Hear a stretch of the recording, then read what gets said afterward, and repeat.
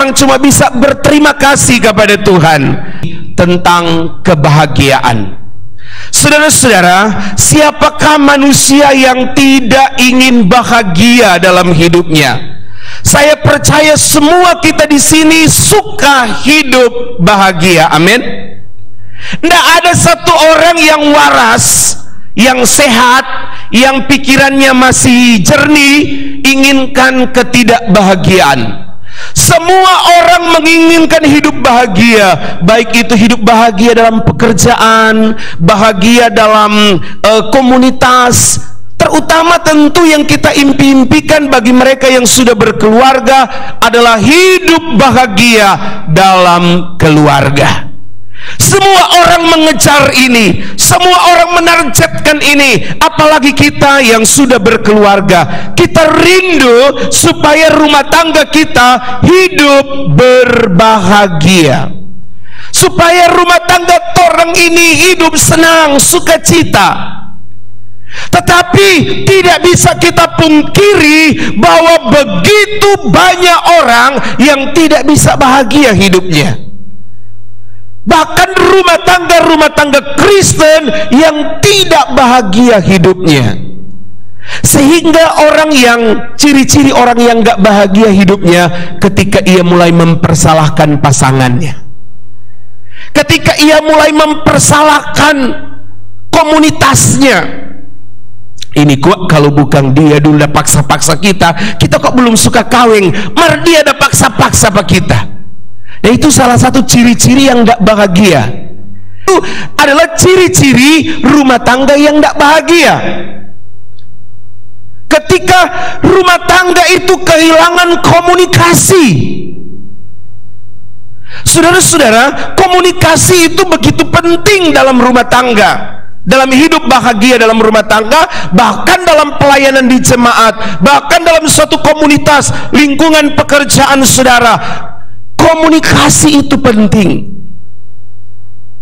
Kalau selama ndak baku telepon, selama ndak baku bicara di rumah, seberhari-hari ndak baku bicara, baku badiang, itu tandanya kita kurang bahagia. Bukan tidak bahagia, kurang bahagia.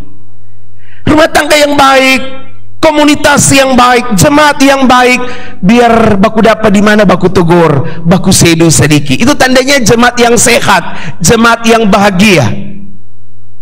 Amin. Tapi kalau jemaat yang kurang sehat, kurang sakit, baku lewat acu tak acu, saling mempersalahkan. Sudah kita akan bahas kebahagiaan itu. Ya, saya berharap biarlah firman Tuhan yang tidak lama ini, kurang dari 1 jam, akan menjadi berkat bagi saudara. Kebahagiaan. Oke. Kebahagiaan menurut Kamus Besar Indonesia. Jadi saya ingin mendefinisikan kebahagiaan. Apa sih kata kebahagiaan? Apa maksud atau definisi kebahagiaan menurut Kamus Bahasa Indonesia? Ya, kebahagiaan itu adalah kesenangan dan ketentraman hidup lahir batin. Nah, jadi kebahagiaan itu kesenangan. Orang kalau sehidupnya tidak senang, susah. Ya betul, lawan kata dari senang kan susah, saudara-saudara. Nggak bisa terbuka. Ketentraman hidup, tentram hidup. Orang kalau bahagia nggak curiga, kita istri ada pi kota, dia betul tapi di pasar, betul dia ada pi kota, jangan dia ada pi baku dapat yang DP mantan. So, kira-kira begitu orang yang nggak tentram DP hidup. Tadi orang dua ada baku lewat, dia rupa tertawa fals pak kita, jangan-jangan dia dah dia dah kurang sedap, so kita dah bilang kemarin ini. Nah, itu orang yang tidak tentram hidup, tidak bahagia. Lahir batin. Jadi lahir batin keberuntungan. Orang yang bahagia itu hidupnya beruntung. Kemujuran yang bersifat lahir batin, kehadiran bahaya itu bahagia. Orang yang kalau lahir anaknya sangat bahagia. Dia beberapa jemaat baru melahirkan, bahagia sekali. Di rumah tangganya saling pengertian. Nah, orang yang bahagia itu ternyata salah satunya saling mengerti. Saudara-saudara, saya tidak ingin mengajar rumah tangga yang punya cucu dan cece. Ya, kami berumah tangga baru mau 17 tahun ini. Ya cukup lama saudara-saudara ya. Baru mau 17 tahun. Beberapa bulan depan 17 tahun. Bulan tepatnya masih 1 tahun. Juli 2021 tepat 17 tahun. Nah, saudara-saudara, saling pengertian antara suami istri dalam rumah tangga supaya bahagia, saling pengertian, bukan mencari kesempurnaan. Nggak ada pasangan yang sempurna di dunia ini. Kalau saudara mau cari pasangan yang sempurna, maka saudara mati dulu, itu baru bisa orang sempurna. Tetapi selama dia di dunia ada saja saudara-saudara, kita nggak perlu mencari kesempurnaannya, tapi saling pengertian. Saudara-saudara, memang ada cara-cara hidup manusia yang memang sebegitu yang orang mesti terima dengan pengertian di rumah tangga. Oke. Mari kita lihat bagaimana perkataan firman Tuhan. Apa dan bagaimana orang yang disebut berbahagia menurut firman Allah. Jadi ada kata tadi itu Kamus Besar KKBI Indonesia, Kamus Besar Bahasa Indonesia. Kebahagiaan itu kesenangan, tentram hidup, rumah tangga bahagia, sejahtera, penuh sukacita, pengertian. Ternyata itu adalah bagian dari kebahagiaan. Tetapi mari kita lihat apa yang dimaksud dengan kebahagiaan menurut firman Allah ya. Karena ini ayat pertama, mari kita bangkit berdiri dan kita akan baca Mazmur 1 ayat 1. Oke. Jika saudara tidak sempat membawa Alkitab atau lupa, saudara boleh membacanya di depan. Mazmur pasal 1 ayat 1 berkata begini: berbahagialah orang yang tidak berjalan menurut nasihat orang fasik, yang tidak berdiri di jalan orang berdosa, dan yang tidak duduk dalam kumpulan pencemooh. Silakan duduk. Jadi menurut Alkitab, bukan menurut saya, bukan menurut Kamus Besar Bahasa Indonesia, bahagia itu adalah kalau pertama tidak menuruti nasihat orang fasik. Saya tidak akan membahas ini karena sudah 2 minggu kita membahas tentang orang fasik ini. Saya akan lebih masuk kepada jangan berdiri di jalan orang berdosa. Saudara-saudara, gereja Tuhan, supaya hidupmu bahagia, jangan sama-sama berjalan dengan orang berdosa. Maksudnya adalah jangan saudara ikut bersepakat, ikut dalam perbuatan dengan orang yang berdosa. So tahu-tahu orang itu berdosa, so tahu-tahu apa yang akan ia lakukan adalah sesuatu yang melawan dan tidak disukai oleh Tuhan, tetapi orang ikut di jalan itu. Ini bukan kampanye saudara-saudara. Saudara ikut dapat 50.000. Ini berbicara tentang hidup mati kita, bukan secara jasmani tetapi secara rohani. Ini bukan kehidupan bicara saja kehidupan di dunia, tapi kita sedang berbicara tentang suatu kehidupan yang baru, yang terus menerus, yang tidak ada ujungnya, yaitu hidup yang kekal. Karena itu kita harus mampu bersikap, kita harus mampu menentukan arah hidup kita. Kita nggak boleh sama-sama berlakukan perbuatan dosa. Dan yang kedua, duduk dalam kumpulan pencemooh. Kira-kira kalau diartikan dalam bahasa Manado, ini jangan suka bakar lotah. Kira-kira seperti itu bahasanya. Ya, supaya kita bahagia, salah satunya adalah jangan bakar lotah. Jangan suka cerita-cerita orang pe kekurangan, karena selalu mari kita lihat diri kita. Jangan suka cerita suami pe kekurangan, istri pe kekurangan, karena saudara-saudara, belum tentu kita menceritakan kekurangan orang dan kita melebihi orang itu. Tuhan sudah membuat kita begitu luar biasa. Tuhan telah mendesain hidup manusia. Tuhan telah Ia adalah omniscience, Allah yang maha tahu, sehingga Ia telah merencanakan manusia itu begitu sempurna dan luar biasa dalam rencananya. Bukan manusianya yang sempurna, rencana Allah yang sempurna. Itu sebabnya Rasul Paulus pernah berkata, jangan kamu merasa lebih berguna, lebih penting dari orang lain. Karena ia kasih contoh begini, saudara-saudara, tangan, mata, kaki, mulut, hidung itu memiliki fungsi yang berbeda. Kalau kita mata dan kemudian ini gigi sakit, ya tidak mungkin mata bilang kapok ngana gigi, biar ngana sakit, bagus ngana sakit, tidak ada urusan kita dengan ngana. Kalau orang tas sontong, ya, tas kop batu, nggak mungkin tangan bilang, ah itu kan kaki pe urusan, biar juga sana itu kaki pe urusan kok itu.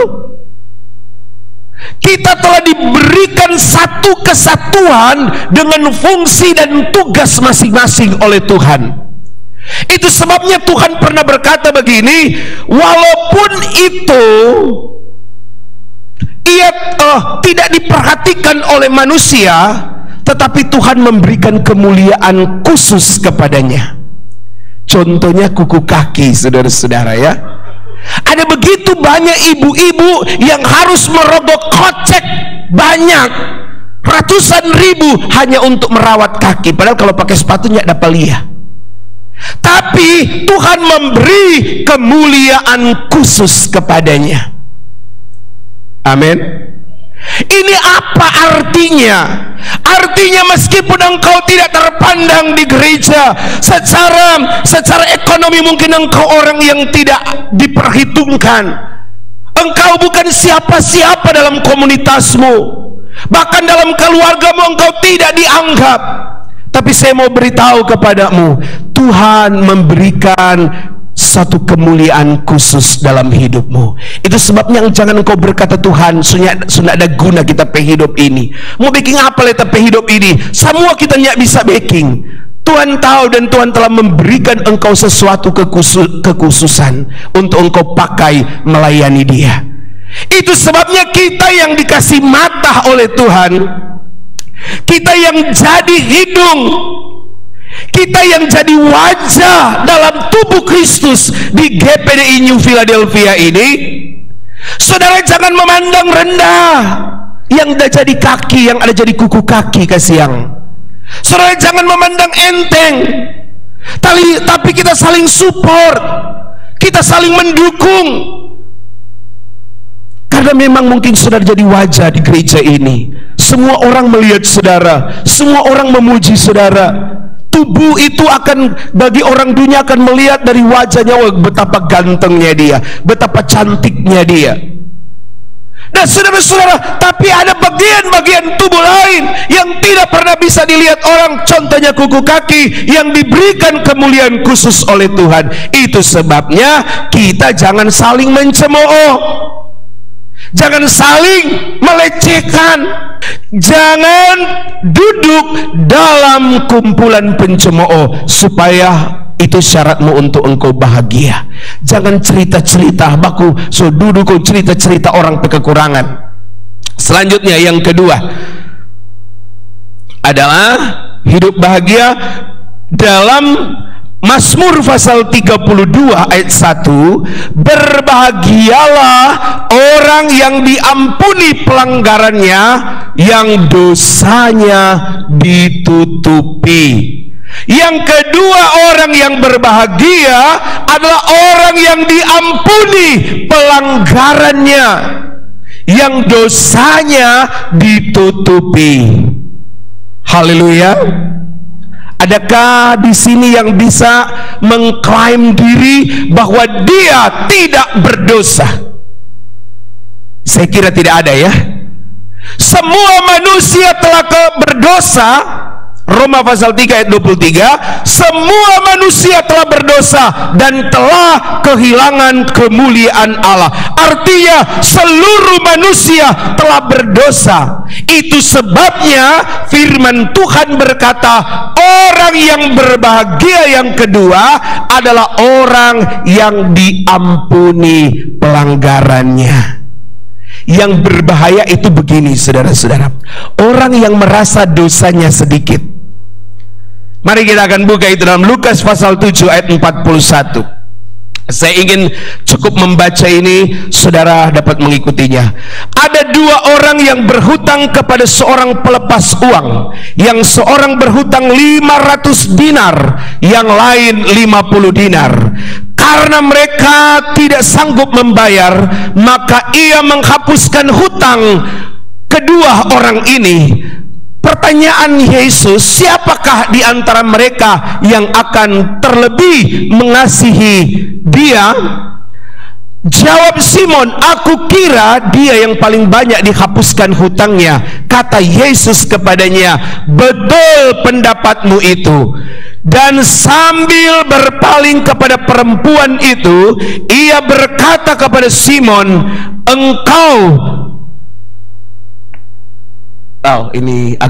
Simon, engkau lihat perempuan ini, aku masuk ke rumahmu, namun engkau tidak memberikan aku air untuk membasuh kakiku, tetapi dia membasuh kakiku dengan air dan menyekanya dengan rambutnya. Engkau tidak mencium aku, tetapi sejak aku masuk, ia tidak henti-hentinya mencium aku. Engkau tidak meminyaki kepalaku dengan minyak, tetapi dia meminyakiku dengan minyak wangi. Sebab itu aku berkata kepadamu, dosa yang banyak itu telah diampuni, sebab ia telah berbuat kasih. Tetapi orang yang sedikit diampuni, sedikit juga berbuat kasih. Haleluya. Nah, saudara-saudara, orang yang berbahagia yang kedua adalah orang yang diampuni pelanggarannya, yang dosanya ditutupi. Tapi saya mau berkata kepada saudara, dalam cerita ini, perumpamaan dalam Lukas pasal 7 ayat 41 sampai 47 ini telah membukakan satu rahasia kepada kita. Ada orang-orang yang kurang bersyukur. Ada orang-orang yang bahkan tidak tahu bersyukur, tidak tahu berterima kasih.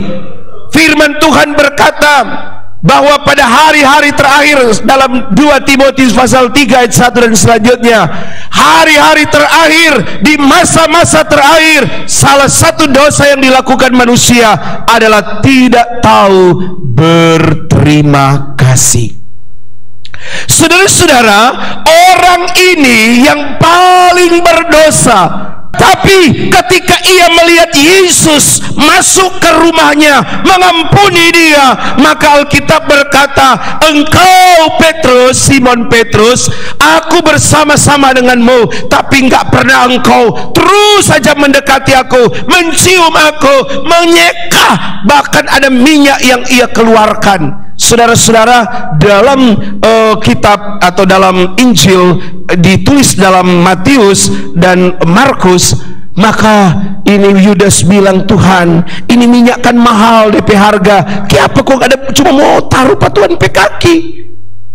Tapi Tuhan bilang, apa saudara-saudara, ya orang miskin, karena Yudas waktu itu bilang, Tuhan, jualkan ini minyak, kong bagi-bagi pak orang miskin, itu lebih berguna daripada ini perempuan ini cuma pisaling patuan pe kaki. Tapi apa yang Yesus katakan? Orang miskin ada dengan engkau setiap saat, tapi aku tidak akan terus-menerus berada dengan engkau.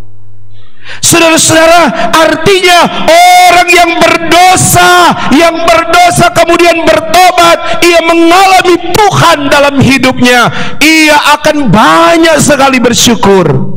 Kenapa? Karena ia tahu dosanya banyak sekali diampuni oleh Tuhan. Ada tuh orang yang tidak pernah merasa berdosa.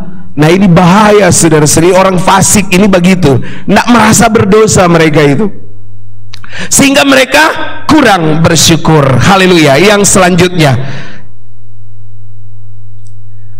Matius pasal 5 ayat 3. Berbahagialah orang yang miskin di hadapan Allah, karena merekalah yang empunya kerajaan sorga.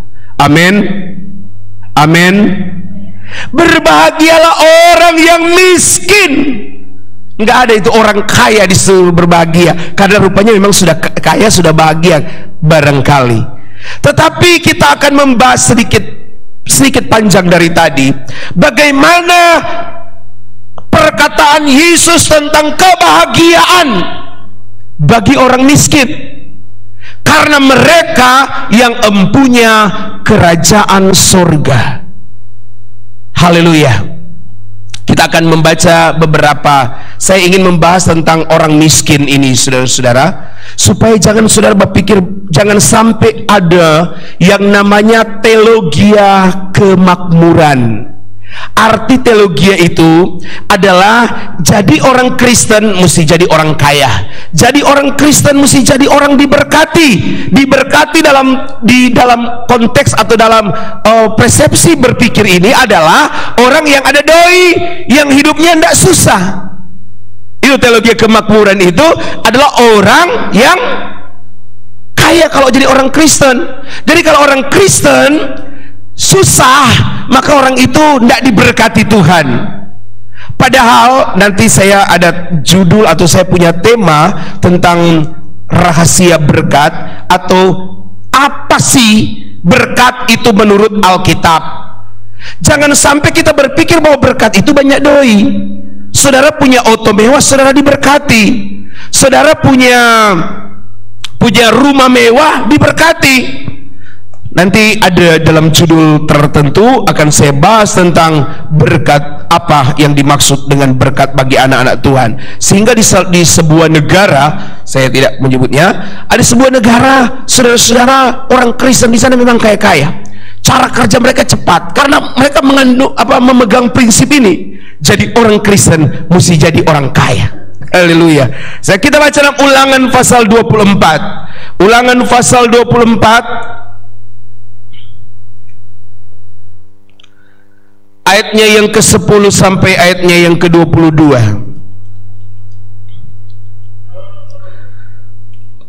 Ulangan pasal 24 ayatnya yang ke-10 sampai 22 berkata begini: apabila engkau meminjamkan sesuatu kepada sesamamu, janganlah engkau masuk ke rumahnya untuk mengambil gadai daripadanya. Haruslah engkau tinggal berdiri di luar, dan orang yang kau beri pinjaman itu haruslah membawa gadai itu keluar kepadamu. Jika ia seorang miskin, janganlah engkau tidur dengan barang gadaiannya. Kembalikanlah gadaian itu kepadanya pada waktu matahari terbenam, supaya ia dapat tidur dengan memakai kainnya sendiri. Memberkati engkau, maka engkau akan menjadi benar di hadapan Tuhan Allahmu. Janganlah engkau memeras pekerja harian yang miskin dan menderita, baik ia saudaramu maupun orang asing yang ada di negerimu, di dalam tempatmu. Pada hari itu juga haruslah engkau membayar upahnya sebelum matahari terbenam. Ia mengharapkannya karena ia orang miskin, supaya ia jangan berseru kepada Tuhan mengenai engkau, dan hal itu menjadi dosa bagimu. Janganlah ayah dihukum mati karena anaknya, janganlah juga anaknya dihukum mati karena ayahnya. Setiap orang harus dihukum mati karena dosanya sendiri. Janganlah engkau memperkosa orang asing dan yatim. Juga jangan engkau mengambil pakaian seorang janda menjadi gadai. Haruslah kau ingat bahwa engkau pun dahulu budak di Mesir, dan engkau ditebus Allah dari sana. Itulah sebabnya engkau aku perintahkan engkau melakukan hal ini. Apabila engkau menuai di ladangmu, lalu terlupa seberkas di ladang, maka janganlah engkau kembali untuk mengambilnya. Itulah bagian orang asing, anak yatim dan janda, supaya Tuhan Allahmu memberkati engkau dalam segala pekerjaanmu. Apabila engkau memetik hasil pohon zaitun dan engkau memukul-mukulnya, janganlah engkau memeriksa dahan-dahannya. Sekali lagi, itulah bagian orang asing, anak yatim dan janda. Apabila engkau mengumpulkan hasil kebun anggurmu, janganlah engkau mengadakan pemetikan. Sekali lagi, itulah bagian orang asing, anak yatim dan janda. Haruslah kau ingat bahwa engkau pun dulu adalah budak di tanah Mesir. Itulah sebabnya aku perintahkan engkau melakukan ini. Nah, saudara-saudara, Tuhan ingin mengajarkan kita untuk orang hidup ini, untuk orang dalam berperilaku ini, jangan terlalu pelit dengan orang. Amin. Jangan baku-baku hitung dengan orang. Jangan terlalu baku-baku hitung dengan orang. Kalau orang so terlanjur ada orang kasih gade barang pat orang, saudara, Alkitab bilang jangan masuk pi ambil pada rumah, tunggu di luar, nanti dia yang bawa keluar. Maka kalau dia orang miskin, dia orang susah, jangan orang paksa. Kenapa, saudara-saudara? Alkitab berkata, karena untuk itulah aku memberkatimu, supaya engkau juga dapat memberkati orang lain. Supaya itu air, kalau dia cuma ciri kongnya ndak ada keluar, air itu tabuang percuma. Tapi kalau dia ada saluran, dia akan mengalir ke lain-lain. Nah, saudara-saudara, Tuhan ajarkan kita untuk memperhatikan orang miskin. Memang, saudara-saudara, yang menjadi miskin, engkau yang adalah orang miskin, jangan juga berkecil hati, karena engkau berbahagia karena di hadapan Allah, karena engkau lah yang punya kerajaan sorga. Bukan berarti orang kaya tidak punya kerajaan sorga. Orang kaya yang hidup benar di hadapan Tuhan, orang kaya yang hidup sungguh-sungguh di hadapan Tuhan, tentu juga mereka itu adalah anak-anak kerajaan sorga. Tapi yang saya mau kasih tahu ke kita di sini adalah, mari kita jemaat Tuhan, orang memperhatikan janda-janda, memperhatikan mereka, orang-orang yang susah, orang-orang yang miskin, terutama kepada, Alkitab berkata apa? Jemaat, keluarga sendiri, jemaat sendiri, orang-orang Kristen, saudara-saudara seiman. Saudara-saudara, jangan kita menjadi orang, Alkitab berkata begini, kalau orang PT, ini anggur ya, mungkin kalau sini apa ya, kelapa lah saudara-saudara ya, orang di Minahasa ini kan banyak kelapa. Kalau orang panen kelapa, orang so angka, bawa so kumpul, jangan orang picari lagi tuh data pancar-pancar, kata kasih biar aja itu untuk orang-orang miskin. Haleluya. Kalau orang satu saat ada berkat, kong so terlanjur orang ada kasih, dia so nak mampu sepulang, biar jo itu, saudara-saudara. Lucu sekarang kok ini, memang iyo kita so kasih jadi berkat jo pangana itu, marso tulis di Instagram. Saudara-saudara, semua orang so baca, sesama dengan kasih malu gitu. Saudara-saudara, Tuhan memberkati kita tentu lebih daripada itu. Saudara-saudara, karena untuk itulah Tuhan memberkati kita. Amin. Saya merasa bersyukur. Berkali-kali orang, ya saya tidak bilang mereka menipu saya. Saya tahu kalau mereka ada uang, pasti mereka akan mengembalikannya. Tapi ya karena sunnah ada. Tapi saya merasa itu saya diberkati, karena saya bisa melakukannya untuk orang lain. Dan itu yang Tuhan inginkan dalam hidup kita. Aku memberkati engkau di negeri ini, supaya engkau bisa menjadi berkat bagi orang lain. Amin. Jemaat yang diberkati Tuhan, saya bukan mengajarkan ini tapi saya tidak pernah melakukannya. Saya banyak sekali melakukannya. Saya selalu berkata dengan isi bahwa orang tidak perlu berhitung-hitung lagi. Kayak kalau memang itu yang dibutuhkan, ya sudah. Apa yang sok keluar, saudara-saudara. Dan kita percaya Tuhan akan terus mencukupkan kita. Tuhan kok nyenak buta. Kalau orang lain mungkin menipu, engkau merasa bagi orang dunia engkau ditipu 1 juta. Saya percaya kalau itu engkau lakukan dan kemudian ikhlas dan berkata, Tuhan, saya tidak akan menjadi picik hati saya telah rela melakukan itu untuknya. Saya percaya Tuhan akan mengganti, saudara.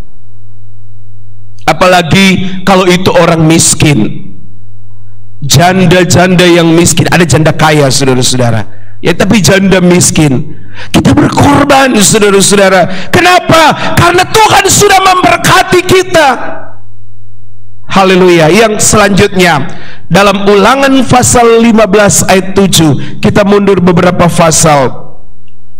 Ulangan 15 ayatnya yang ke-7 berkata begini sampai 10. Jika sekiranya ada di antaramu seorang miskin, salah seorang saudaramu di dalam salah satu tempatmu di negeri yang diberikan kepadamu oleh Tuhan Allahmu, maka janganlah engkau menegarkan hati ataupun engkau menggenggam tangan terhadap saudaramu yang miskin itu. Jadi saudaramu, apalagi kalau ada di jemaatmu, amin, ada di antara jemaatmu yang kau merasa miskin, berkorban. Yang punya beras kasih kepada yang tidak punya beras. Beras di rumah kurang tikus makang-makang, tapi saudara lihat di gereja saudara, di tetangga saudara, aduh, di masa-masa bagi diri orang sama-sama susah. Haleluya, puji Tuhan. Ya, ayat 8. Tetapi engkau harus membuka tangan lebar-lebar baginya dan memberi pinjaman kepadanya dengan limpahnya, cukup untuk keperluannya seberapa ia perlukan. Jadi kalau ada orang miskin, orang kasih pinjaman, apa-apa kasih pinjaman yang ia butuhkan. Tentu juga saudara memperhitungkan juga diri saudara. Alkitab kan tidak menuntut apa yang tidak bisa saudara lakukan, tapi Tuhan tahu apa yang bisa saudara kerjakan. Hati-hatilah, ayat 9, hati-hatilah supaya jangan timbul dalam hatimu pikiran dursila. Demikian sudah dekat tahun ke-7, tahun penghapusan hutang, dan engkau menjadi kesal terhadap saudaramu yang miskin itu, dan engkau tidak memberi apa-apa kepadanya, maka ia berseru kepada Tuhan tentang engkau, dan hal itu menjadi dosa bagimu. Amin. Engkau harus memberi kepadanya dengan limpahnya, dan janganlah hatimu berduka cita apabila engkau memberi kepadanya, sebab oleh karena hal itulah Tuhan Allah memberkati engkau dalam segala pekerjaan dan dalam segala usahamu. Haleluya. Saudara-saudara, ya, memperhatikan orang-orang miskin ini perlu, penting sekali dalam jemaat.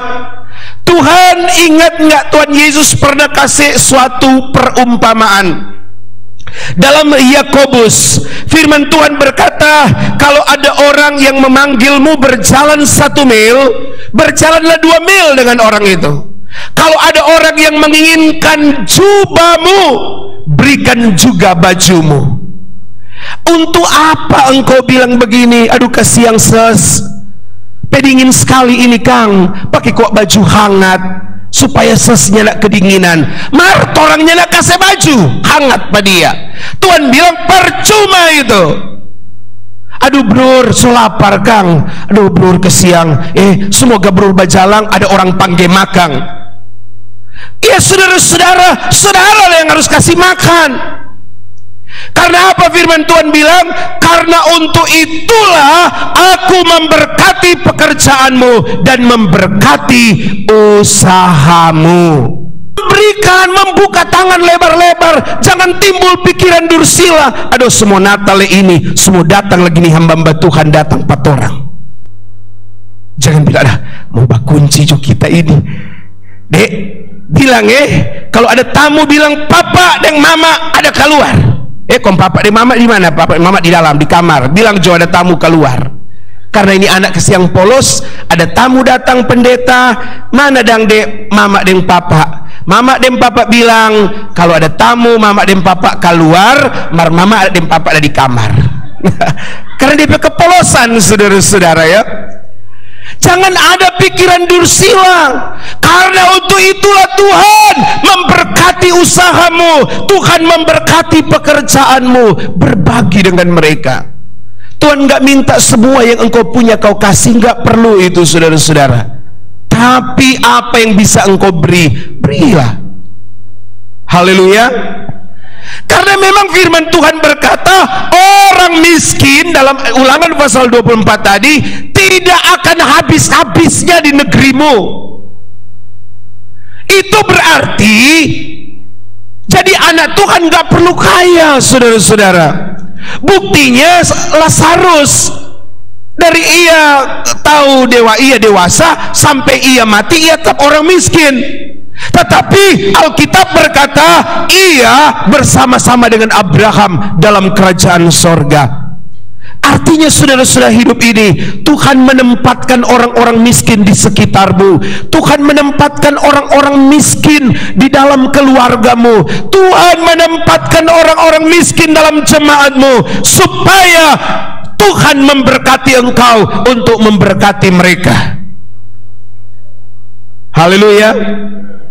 Sebab itu berbahagialah orang miskin. Alkitab berkata, engkau yang punya kerajaan sorga. Kalau saudara, saya pernah kasih, saya tidak tahu dia doa betul. Haleluya. Kalau kita berbuat kepada orang-orang miskin, mereka akan berdoa bagi kita. Ya, mereka akan berdoa bagi rumah tangga kita, mereka akan berdoa bagi pelayanan kita, pekerjaan kita, bagi usaha kita. Haleluya. Itu sebabnya yang ketiga, orang miskin berbahagia. Orang kaya apalagi, saudara-saudara. Haleluya. Matius pasal 9, 5 ayat 9, berbahagialah orang yang membawa damai, karena mereka akan disebut anak-anak Allah.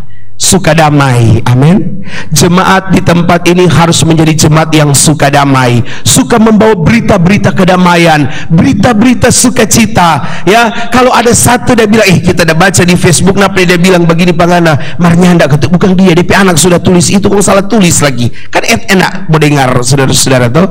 Tapi nak ada baca, kok dia bilang, kita dengar daripada dia, napa dia bilang kata ngana doh, so heboh ngana di manguni. Kira-kira begitu, saudara-saudara. Ya, kita harus menjadi damai, membawa damai. Kalau orang mau berkata begini, aduh markoban banyak kita ini, saudara, saya mau beritahu, Yesus telah berkorban lebih banyak daripada yang engkau korbankan. Ia yang adalah Tuhan. Firman Tuhan berkata, tidak menganggap kesetaraan dengan Allah sebagai milik yang harus dipertahankan. Kalau engkau cuma berkata, doh dia ada backing rugi pak kita 10 juta, dia ada backing rugi pak kita 100 juta, lebih daripada itu Tuhan telah memberikan kepadamu, dan dia telah mengampuni engkau. Ia telah berikan dirinya sendiri, ia telah menghampakan diri, mengosongkan diri. Itu sebabnya jadilah anak-anak Tuhan dengan membawa damai. Roma pasal 12 ayat 7 kita baca ini ya, karena saya hanya mengutip satu ayat terakhir. Roma pasal 12 ayat 7, kita cepat-cepat karena ibu gembala biasanya bilang lama sekali kalau dia pakai begini, coba khotbah kata. Saudara-saudara ya, Roma pasal 12 ayatnya yang ke-17 berkata begini. Roma pasal 12 ayat yang ke-17, janganlah membalas kejahatan dengan kejahatan, lakukanlah apa yang baik bagi semua orang. Lakukanlah apa yang baik bagi semua orang. Bukan cuma orang yang baik-baik pak saudara, bukan cuma orang yang kasih senang pak saudara, bukan cuma orang kaya, bukan cuma saudara punya kepentingan dan saudara jadi baik. Lakukanlah itu kepada semua orang sedapat-dapatnya. Kalau hal itu bergantung padamu, hiduplah dalam perdamaian dengan semua orang. Amin. Saudara-saudara, berbahagialah orang yang membawa damai, karena mereka akan disebut anak-anak Allah. Dan Alkitab berkata, berdamailah dengan semua orang.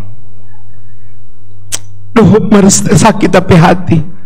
Dia ada cerita kita sana kamari. Tuhan bilang berdamai, lepaskan pengampunan. Amin. Ayat 19, saudara-saudara yang kekasih, janganlah kamu sendiri menuntut pembalasan, tetapi berilah tempat kepada murka Allah, sebab ada tertulis, pembalasan adalah hakku, akulah yang menuntut pembalasan, firman Tuhan. Jadi saudara-saudara, jangan suka menuntut balas. Suka damai itu orang, bukan menuntut balas. Nanti ngana lihat, ngana bikin begini pak kita, satu saat ngana kita mau balas ngana.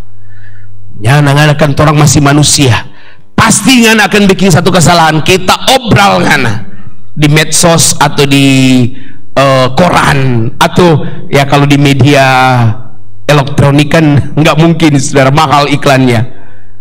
Haleluya. Kita berbuat baik. Kalau saudara merasa dirugikan, kalau saudara merasa ditipu, kalau saudara merasa dikhianati, biarkan Tuhan yang akan membalasnya. Jangan kita yang balas, nanti Tuhan yang balas, karena itu urusan Tuhan. Amin. Kita nggak perlu mengatur Tuhan mau balas bagaimana. Itu urusan Tuhan. Kalau Tuhan mau, Ia akan melakukannya. Nggak perlu atur Tuhan. Dia ada tipu 100 juta, Pak, kita kasih tipu li, orang tipu li dia 1 miliar. Jangan, saudara-saudara, itu urusan Tuhan. Selanjutnya, ini terakhir, Matius pasal 7 ayat 23. Ini ayatnya. Dan berbahagialah orang yang tidak menjadi kecewa dan menolak aku. Yang terakhir, tidak kecewa. Bahagia itu orang yang tidak kecewa. Orang kalau kecewa susah, saudara-saudara ya. Ini terakhir ya, orang kalau kecewa itu sulit. Betul. Ingat gak cerita waktu Tuhan Yesus mati? Waktu Tuhan Yesus mati, ada 2 orang yang berjalan keluar dari Israel, dan firman Tuhan Yesus datang. Tuhan sudah bangkit, datang pada 2 orang. Orang sedang berjalan ke Emmaus. Tuhan bilang begini, "Kiapa ngoni dapat cerita apa ngoni ini? Dapat liang ngoni sedih-sedih." Kemudian orang 2 jawab bilang begini, "Karena orang asing di sini, mana yang tahu apa yang terjadi hari-hari ini?" Tuhan Yesus bilang, "Aduh, kita nih tahu, no apa itu?" Saudara-saudara, kemudian orang bilang, Tuhan Yesus yang adalah guru kami, yang adalah raja kami, imam-imam kami telah menangkapnya, telah menyerahkannya kepada orang Romawi, dan mereka telah menyalibkannya, dan dia mati. Padahal orang berharap pada dia, bahwa dialah yang akan menyelamatkan kami dari perbudakan, dari penjajahan. Dia yang akan menyelamatkan kami dari dari berbagai tekanan dan kesulitan hidup. Masa ngana orang asing itu karena orang kecewa, dorang tidak tahu bahwa dorang sedang bicara dengan Yesus yang dorang anggap mati dan tidak bisa berbuat apa-apa. Saudara baca itu dalam Lukas pasal 24. Ini bahayanya orang yang kecewa, saudara-saudara. Dia tidak mampu lagi melihat hal-hal yang rohani. Dia orang yang kecewa, dia akan tertekan, akan menjadi buta rohani. Dia tidak bisa lagi melihat bahwa Tuhan sanggup melakukan perkara-perkara yang besar. Orang yang kecewa akan selalu terkungkung, terperangkap dalam pemikiran bahwa Tuhan sosebiar pak kita. Tidak bisa lagi berbuat apa-apa. Marjo ke gereja, brur, marjo ke gereja. Percuma ngoni jotu pigi. Dari dulu kita pipi gereja, kita nyanda jadi-jadi. Ngoni so begini, kita nyak jadi-jadi. Tuhan sosebiar pak kita. Orang yang kecewa itu berbahaya sekali. Itu sebabnya Alkitab berkata, dan berbahagialah orang yang tidak menjadi kecewa dan menolak aku.